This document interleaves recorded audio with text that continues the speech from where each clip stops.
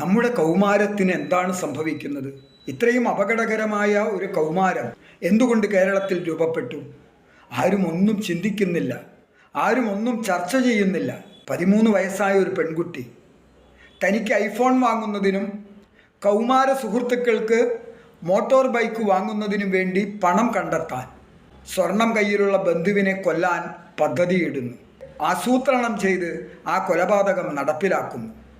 കൊലപാതകം ഉറപ്പിക്കാൻ അതിൻ്റെ ദൃശ്യങ്ങൾ പകർത്തി മൊബൈലിൽ പരസ്പരം പങ്കുവയ്ക്കുന്നു. മറ്റൊരു കൗമാരക്കാരി പിതാവിനെതിരെ വ്യാജ പോക്സോ കേസ് കൊടുത്ത് 1.5 വർഷം പിതാവിനെ തുറുങ്കിലടയ്ക്കുന്നു. കൗമാരകാലത്ത് ലൈംഗികമായി പീഡിപ്പിക്കപ്പെടുന്ന ആൺകുട്ടികളുടെയും പെൺകുട്ടികളുടെയും എണ്ണം ഇവിടെ വർദ്ധിച്ചുകൊണ്ടിരിക്കുകയാണ്. ഓരോ ദിവസവും അപകടകരമായ വാർത്തകളാണ് നമ്മുടെ കൗമാരത്തെക്കുറിച്ച് കേൾക്കുന്നത്. ആരാണ് ഉത്തരവാദി? ആരും ഒരു ഉത്തരവാദിത്വവും ഏറ്റെടുക്കുന്നില്ല.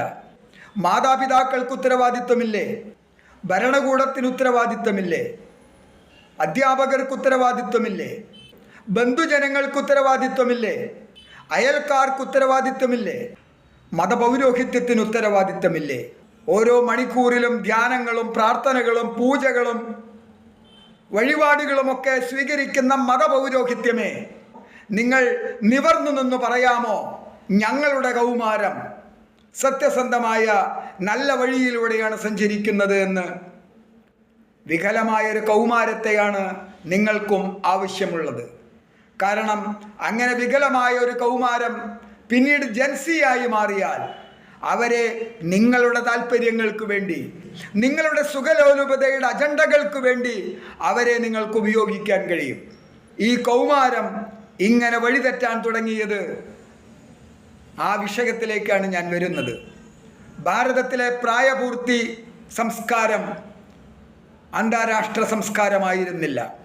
ഐക്യരാഷ്ട്രസഭ 18 വയസ്സ് പ്രായപൂർത്തിയിലേക്ക് എത്തിക്കുമ്പോൾ അവർക്ക് നിയമങ്ങൾ വേറെ, ഭരണഘടനാ സംരക്ഷണം വേറെ. അങ്ങനെ UN നടപ്പിലാക്കിയ 18 വയസ്സ് പ്രായപൂർത്തി എന്നത് ഭാരതത്തിൻ്റെ സംസ്കാരത്തിന് യോജിക്കുന്നതേയല്ല.